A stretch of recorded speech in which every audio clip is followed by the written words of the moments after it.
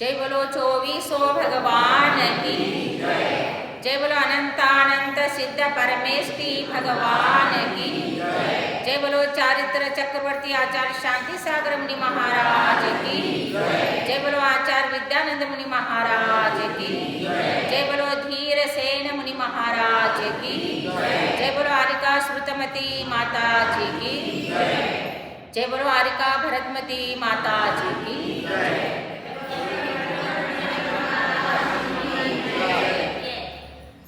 विसट्ट कंदोटदलानुयारं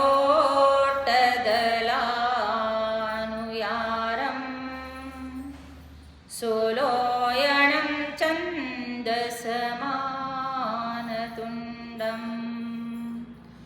घोनाजियं जं पयपोपसोहं तं गोमटे सम्पनमामि नित्यम् तं गोमटे सम्पनमामि नित्यं पनमामि नित्यं। महानुभावों, आज का जो भावना है 14वां नंबर भावना आवश्यक परिहानी भावना, आवश्यक अपरिहानी भावना, अर्थात जो आवश्यक क्रिया है उसको करना ही चाहिए, जो मुनि के लिए है। They have to do it, they can't live it.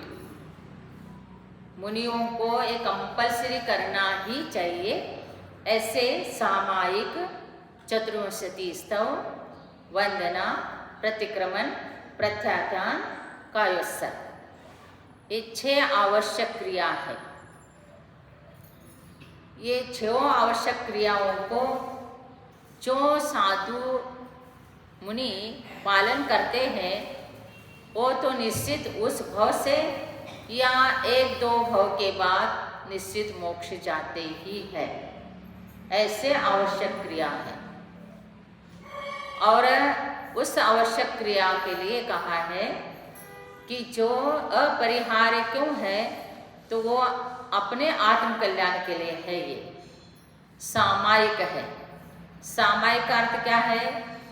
साम्यम भावा सामायिका, समता भाव को धारण करना सामायिक है।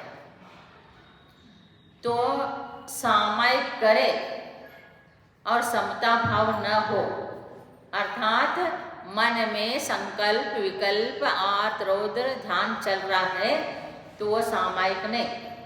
सामायिक के लिए क्या कहा है? आर्त रौद्र परित्याग तद्वि सामायिक मतम। आर्त रौद्र ध्यान का त्याग जहाँ है वही सामायिक है। तो मन को एकाग्र करके, वचन को एकाग्र करके, काय को एकाग्र करके जो एक विषय के ऊपर चिंतन करना सामायिक है।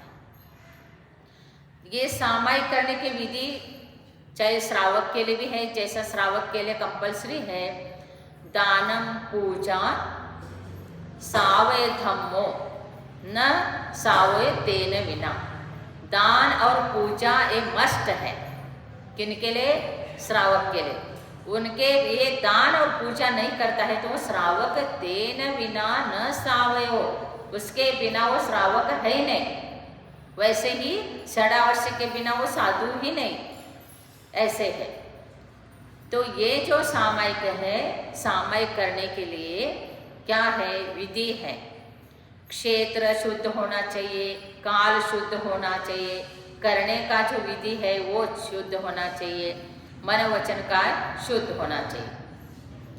जैसा 4 दिशा है, पूर्व दक्षिण पश्चिम उत्तर, और चारों दिशाओं में आवृत करने का, आवृत करते हैं ऐसे।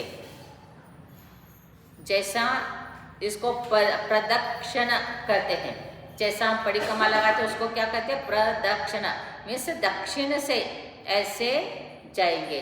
तो 3 बार पूर्व के, दक्षिण, पश्चिम, उत्तर। तो इसको कहा 4 दिशा का 3-3 आवृत का 12 आवृत हो गए।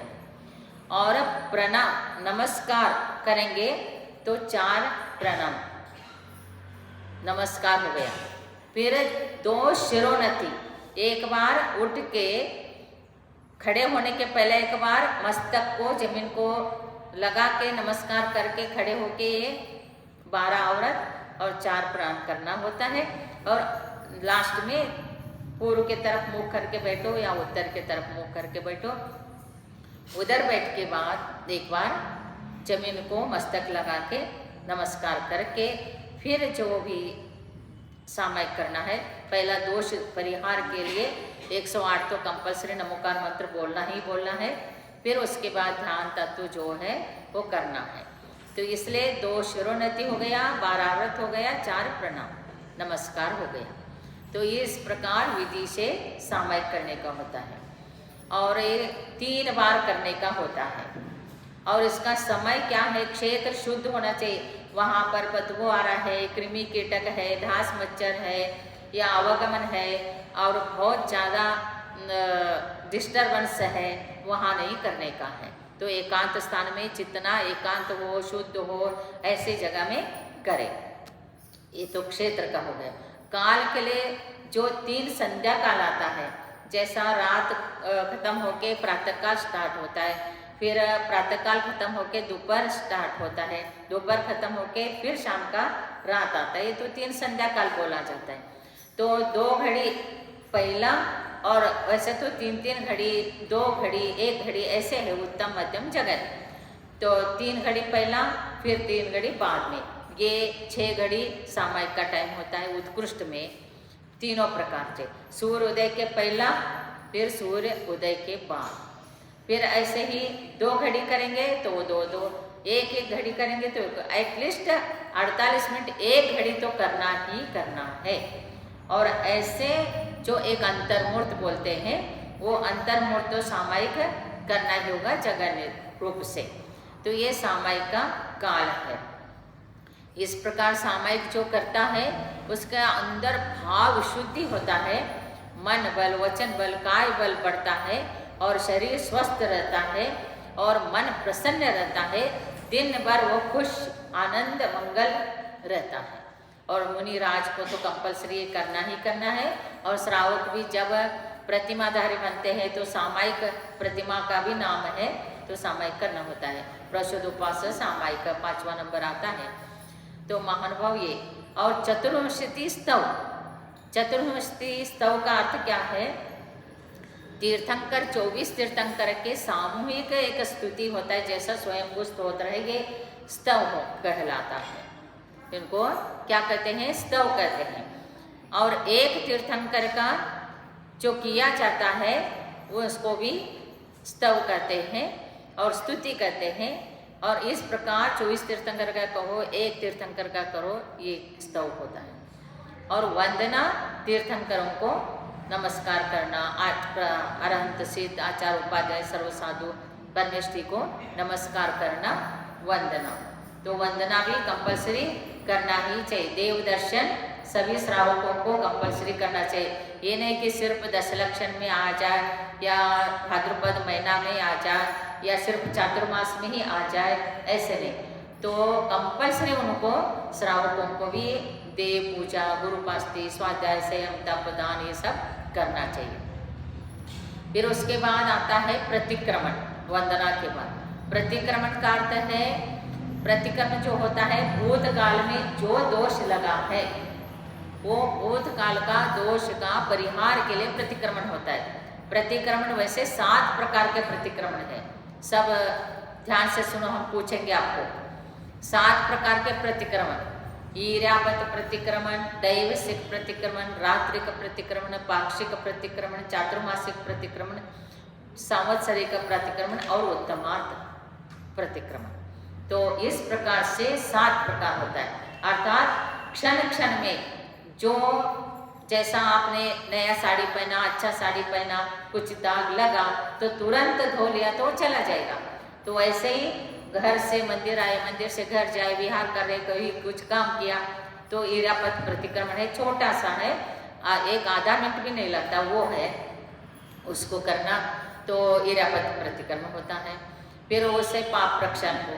फिर दैवसिक सुबह से शाम तक जो क्रिया करते हैं, व्यापार हो, खेती हो और खाना बनाना है, कूटना, पीसना, छानना, पानी छानना आदि आदि जो पंचसूना करते हैं, क्योंकि पंचसूना में कूटना, पीसना और पानी छानना, झाड़ू लगाना, अग्नि जलाना, ये 5 सूना इसको कहते हैं। इसमें पाप लगता है, ये दोष दूर के लिए इसलिए 108 तो 5 पाप होते हैं ना, मन वचन काय कृतकार्य तन्मोदना संरम समारम आरम, ये इसको परस्पर गुना करेंगे तो 27 को क्रोध मान माया लोभ से गुना करेंगे तो 108 पाप होता ही है। इसलिए अपने माला में 108 दाना होते हैं और काउंट करेंगे तो 100 दाना काउंट करेंगे। जब भी जाप करते तो 100 से 1000 11,000 जैसा जाप करते तो 8 इसलिए छोड़ने का, कभी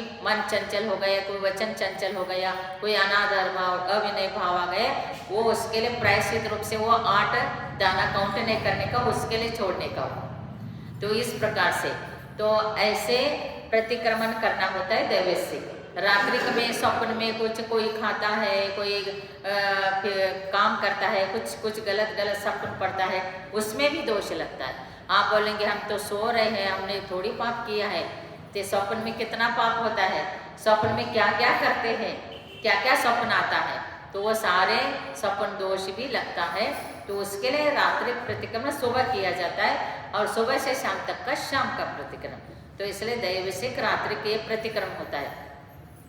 फिर उसके बाद जो है पाक्षिक प्रतिक्रमण, प्रत्येक चतुर्दशी से चतुर्दशी के दिन जो प्रतिक्रमण होता है उसका नाम है पाक्षिक प्रतिक्रमण।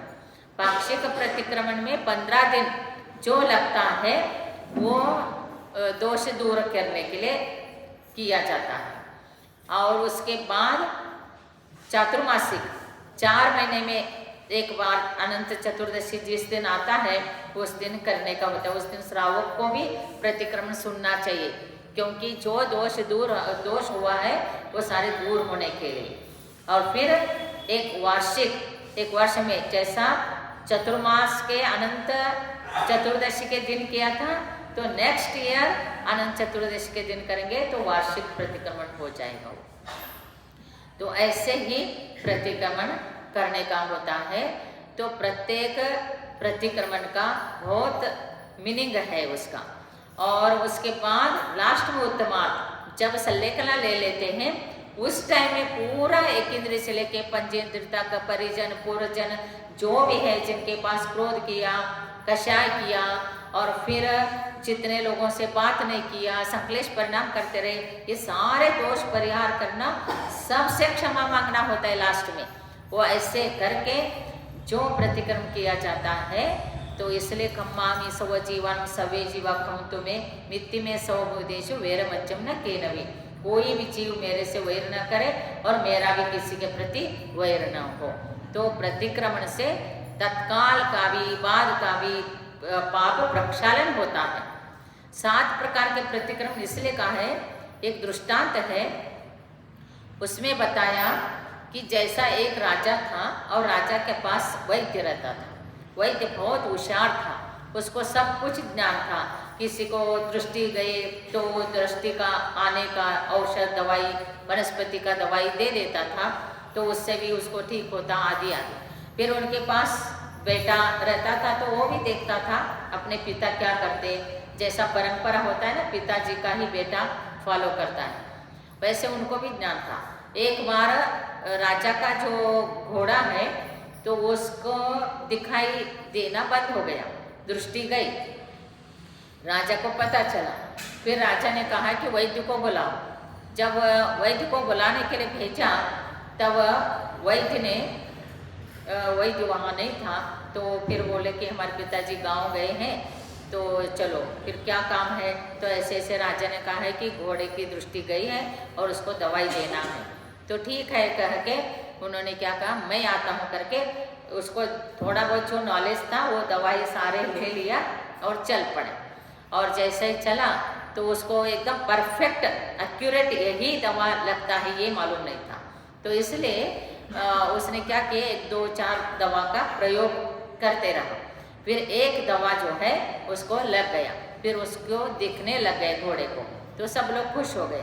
तो उसी प्रकार से हमारे कुंद कुंद आचार्य ने, मूलाचार्य ने ये दृष्टांत दिया है कि ये जो है 60 प्रकार के प्रतिक्रमण जो करना है, एक प्रतिक्रमण से पाप नाश नहीं हुआ, दूसरे से नहीं तीसरा, तीसरा नहीं तो चौथा, और कोई नहीं तो लास्ट में तो होगा ही होगा। इस प्रकार से 7 प्रकार के प्रतिक्रमण करना होता है, तो इससे अपने पाप पर प्रक्षालन होता है। ये हो गया प्रतिक्रमण। और प्रत्याख्यान जो होता है, आगे पाप न लगे, भविष्य काल का पाप को दूर करने के लिए प्रत्याख्यान। प्रत्याख्यान करते त्याग, और त्याग भी ज्ञान पूर्वक होना चाहिए। जहाँ पर ज्ञान हो गया उसका त्याग हो ही जाता है, और ज्ञान के बिना उसको छोड़ो बोले तो वो छोड़ता नहीं। जैसा एक छोटा बालक है और वो अग्नि को पकड़ने के लिए, दीपक को पकड़ने के लिए जाता है, एकदम छोटा है, उसको नॉलेज नहीं है, वो अज्ञान है, और फिर वो उसके माँ कोई भी उसके रिलेशन वाले खींच लेते हैं तो वो आता है नहीं, चिल्लाता है, और वो उसको पकड़ने का ही रहता है उसको। फिर बाय चांस कभी उसका हाथ उस दीपक को, अग्नि को लग गया तो जल गया, उसको पता चल गया ये जलाता है, ये दुख देता है, ये कष्ट देता है, इसको हाथ नहीं लगाना, उसको ज्ञान हो गया। ज्ञान होते ही फिर आप जब उसका हाथ पकड़ के भी उसको वहाँ दीपक पकड़ो बोले तो वो चिल्लाएगा और पीछे हाथ खींचेगा, क्योंकि उसको ज्ञान हो गया। उसने ज्ञान से त्याग कर दिया। पहले त्याग करो बोले तो, हाथ मत लगाओ बोले तो नहीं लगा रहा था। तो कहने का तात्पर्य ऐसे ज्ञान पूर्वक जो छोड़ा जाता है उसका नाम प्रत्याख्यान है। और त्यागना, तो हम लोग प्रत्याख्यान लेते हैं, जैसा आहार हो गया, तो अभी जब सिद्ध भक्ति बोल के प्रत्याख्यान ले लिया, आज जो आहार करने के बाद चारों प्रकार का आहार जल त्याग किया, जब तक आहार के लिए नहीं उठते हैं तब तक आहार जल का त्याग, प्रत्याख्यान हो गया। फिर अप्रत्याख्यान करते हैं, वो ग्रहण करने का परमिशन लेके भगवान के पास या गुरु के पास परमिशन लेके लिया जाता है। तो ऐसे कोई भी चीज़ का त्याग करना, पाप न लगे भविष्य में, उसका सावधानी के लिए हम अनुव्रत धारण करते, महाव्रत धारण करते, अतिचार अनाचार रहित पालन करना, अतिक्रम व्यतिक्रम रहित पालन करना, ये सब प्रत्याख्यान में आता है, जिससे कि भविष्य में पाप न लगे। और उसके बाद है कायोस्सर। कायोस्सर का अर्थ है शरीर के प्रति ममत्व छोड़ना। जब सामायिक के लिए कोई श्रावक भी बैठता है तो समंतभद्र आचार्य ने, रत्नकर्ण श्रावकाचार्य ने कितना सुंदर बताया। क्या बताया? जितना 10 मिनट के लिए, 15 मिनट के लिए, 20 मिनट के लिए भी, ये शरीर भी मेरा नहीं है, कोई चीज़ नहीं है, और मैं बस मेरा आत्मा और मैं हूँ, ऐसे करके जो एकाग्र चित्त से आत्मा का ध्यान करता है, सामायिक करता है, कोई भगवान की वाणी का एक शब्द को लेके या तत्व को लेके चिंतन करता है, वो उस टाइम में भी वो मुनिवत है। वो श्रावक होके भी, ग्रस्त होके भी वो मुनिवत है। तो कहने का तात्पर्य ऐसे शरीर के प्रति बाह्य वस्तु को त्याग करके ममत्व को त्याग करना, शरीर के प्रति जो ममत्व है वो छोड़ना कायोत्सर्ग है। और खड़े होके जाप करते हैं उसको भी कायोत्सर्ग कहते हैं। श्वासोच्छ्वास पूर्वक जाप करते हैं उसको भी कायोत्सर्ग कहते हैं। तो महानुभाव, ये जो 6 आवश्यक क्रिया बताया मैंने, इनको पालन करने के लिए मैंने एक सुकुमार चरित्र में भी आपको दृष्टांत दिया था सूर्य मित्र का। जैसा उनका अंगूठी खोया, तो अंगूठी खोने से, वो राजा का अंगूठी था, वो उसका खो गया।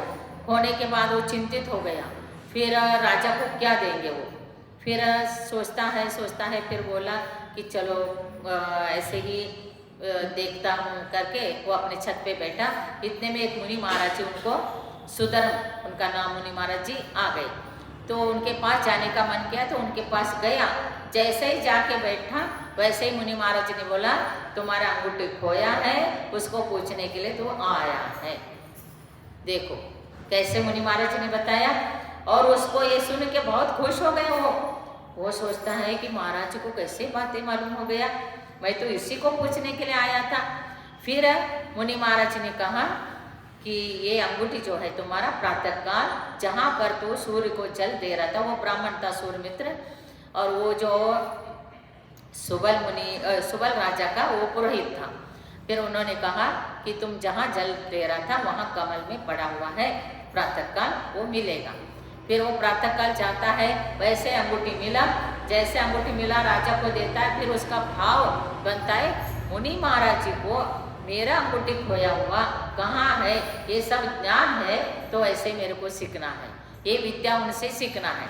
तो उनके पास जाता है और सूर्यमित्र और मुनि महाराज जी ने कहा, मुनि महाराज जी से कहता है कि गुरुदेव आप मेरे को ये विद्या सिखाइए। तो गुरुदेव ने बोला, मुनि महाराज जी ने बोला कि आप जो है ये विद्या सीखने के लिए सुधर्म मुनि महाराज जी ने कहा कि आपको दिगंबर मुनि बनना होगा, दिगंबर दीक्षा धारण करना होगा। इन्होंने सोचा कि जब तक विद्या नहीं प्राप्त होता है तब तक मुनि बन लो और बन के सीख लो और सीख के चले जाएंगे। ऐसे करके ये मन में भाव रखे उन्होंने दिगंबर दीक्षा धारण कर लिया। और दिगंबर दीक्षा धारण करने के बाद मुनि महाराज ने कहा कंपलसरी 6 आवश्यक क्रिया पालन करना ही होगा। ये जो आवश्यक क्रिया मैंने अभी बताया ये अपरिहार्य है, आपको करना होगा। फिर वो एक सब समझ के लिया, आवश्यक को पालन करते करते उनके अंदर भाव इतना बदल गया, वो सम्यक दृष्टि बन गए और विद्या भी सीख लिया। जो चार अनुयोग का अध्ययन भी कर लिया। फिर उसके बाद मुनि महाराज ने कहा तुम तो विद्या सीखने के लिए आए थे तो तुम जा सकता है, ऐसे बोल दिया उन्होंने, क्योंकि ये भाव भी उनको पता चल गया था। बोला मुनि महाराज जी गुरुदेव जो ये अंगूठी खोया था उसको ढूंढने के लिए मैं ये व्रत लिया, दीक्षा लिया और उससे मेरे को विद्या प्राप्त हो गया। खोया हुआ वस्तु कहाँ पर है ये इसको जानकारी मिल गया, लेकिन ये अनादिकाल से मेरा आत्मा जो संसार में खोया है उसको मुझे प्राप्त करना है, मैं नहीं घर जाऊंगा।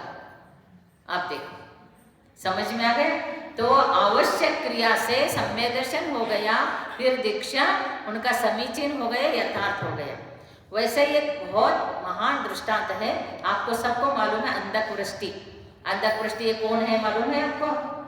हरिवंश पुराण में वर्णन आता है। अंधकवृष्टि के कितना पुत्र? 10 पुत्र। और वो अंधकवृष्टि नेमिनाथ भगवान के दादा, श्री कृष्ण के भी दादा, और ये सब समुद्र विजय जो वसुदेव ये सब अंधकवृष्टि के पुत्र। एक बार हुआ क्या है तो रुद्रदत्त नाम का एक वहाँ पर रहता था, ऐसे ही ब्राह्मण था और वहाँ अयोध्या नगरी में, और सुरेंद्र दत्त नाम का सेठ था, उनका नाम सुरेंद्र दत्त। फिर वो सेठ का ही परम मित्र था ये रुद्रदत्त। वो सेठ जो था 32 करोड़ दिनार अर्थात 32 करोड़ सोने का नान उसका मालिक था। वो इतना रिच था, इतना श्रीमंत था, लेकिन वो बहुत धार्मिक था। जिनेंद्र भगवान के पूजा अर्चा, गुरुओं को आहार, गुरुओं का चतुर्मास आदि आदि करता था वो, और ऐसे भक्ति करता था प्रभु की कि जो उनके पास इतना संपत्ति थी तो वो संपत्ति को दुरुपयोग नहीं किया, उन्होंने सदुपयोग किया। तो रोज 10 दिनार अर्थात 10 सोने का नान भगवान के सामने चढ़ा के दर्शन करता था। अष्टमी के दिन 16 नान चढ़ा के दर्शन करता था, और अमावस्या के दिन 24 नान सोने का चढ़ा के दर्शन करता था। चतुर्दशी के दिन 80 नान सोने का चढ़ा के दर्शन करता था, और अष्टानिक पर्व में भी रोज चढ़ाता था और चतुर्मास में भी चढ़ाता था। फिर ये सारे इतना सारे नान्य वो चढ़ाता था। एक बार उनको बाहर जो है व्यापार के लिए जाना पड़ा। जब व्यापार के लिए जाना पड़ा तब उन्होंने सोचा मेरा मित्र परम मित्र अच्छा है, फिर मेरे को तो व्यापार के लिए जाना है, लेकिन भगवान के पूजा अर्चा सब रह जाएगा। जितना मैं जो चढ़ाता हूँ रोज चढ़ाता हूँ, अष्टमी के दिन, अमावस्या के दिन, चतुर्दशी के दिन, अष्टानिक में, चतुर्मास में, वो उतना सारा नान्य सोने का 12 साल का उतना नान्य वो रुद्रमित्र को दे दिया।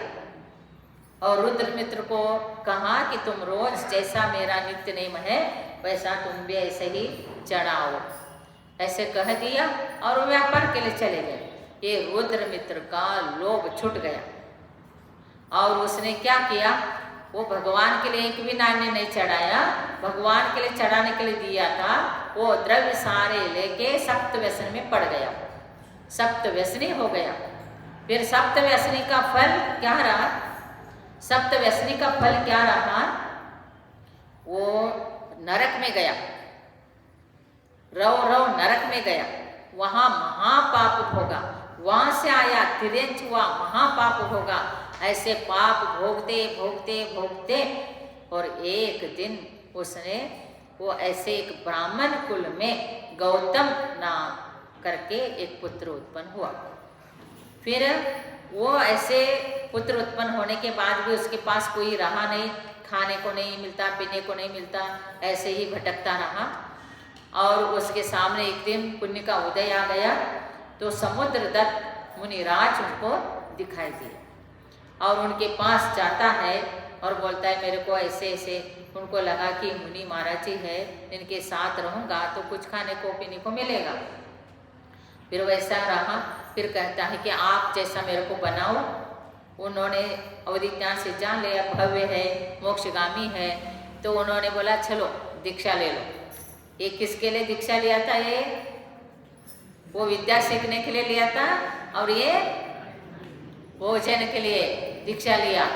फिर दीक्षा लिया, फिर वो चर्या करने लगा, करते करते षड आवश्यक कंपल्सरी पालन करने के लिए बोला और षड आवश्यक पालन करते करते सम्यक दृष्टि बन गया और इतना तपस्या किया, हजारों वर्ष तपस्या किया। पहले बहुत आयु रहते थे, 1000 वर्ष तपस्या में उसको बीज बुद्धि रुद्धि प्राप्त हो गया, रस रुद्धि प्राप्त हो गया, अक्षर रुद्धि प्राप्त हो गया और पादानुसारणी रुद्धि प्राप्त हो गया।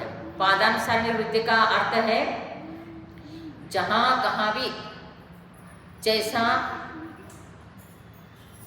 जो भी शास्त्र पढ़ते हैं वो शास्त्र को क्या करते हैं, जहाँ से भी शुरुआत करे तो आगे का सब पता चले। पीछे से शुरू करो इधर का पता, बीच का शुरू करो कहीं से भी, ऐसे पादानुसारणी ज्ञान प्राप्त हो गया। और रस वृद्धि में जो भी रस है, सूखा भी उनके वो हाथ में खाना रखा तो रस होके वो घी दूध ऐसे रस होके वो आहार होता, ऐसे रस वृद्धि प्राप्त हो गया।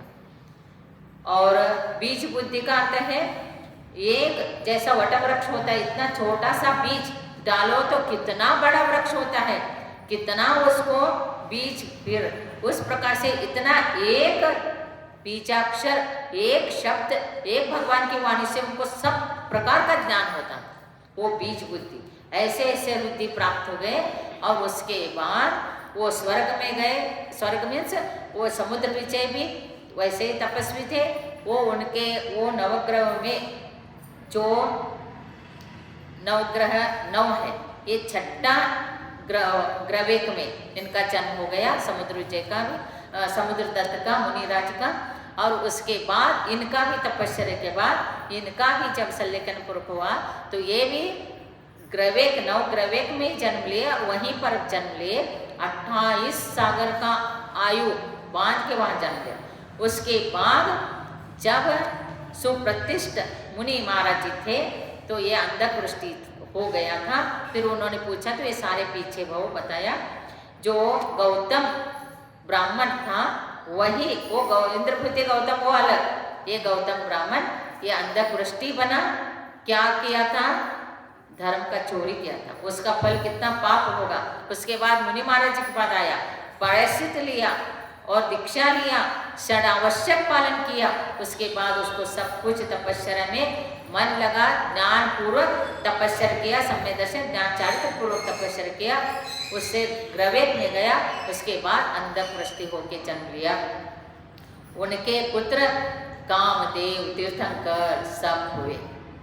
और जो समुद्रदत्त मुनि थे वो सुप्रतिष्ठित मुनि हो गए। और इसके बाद तो ये सब लोग मोक्ष जाने वाले होते। कहने का तात्पर्य ऐसे आवश्यक क्रिया करके अपने आत्म कल्याण करना, ये 14वां हमारे आवश्यक अपरिहार भावना। आज आपने सुना, वैसे ही भावना करते हुए रहना। जय बोलो 24 भगवान की जय। नमो अरिहंतानम, नमो सिद्धानम, नमो ऐर्यानम, नमो उवच्छायानम, नमो लोवे संवसाहुनम। जय बोलो षोडश कर्ण भावना की जय। जय बोलो बाहुबली भगवान की जय।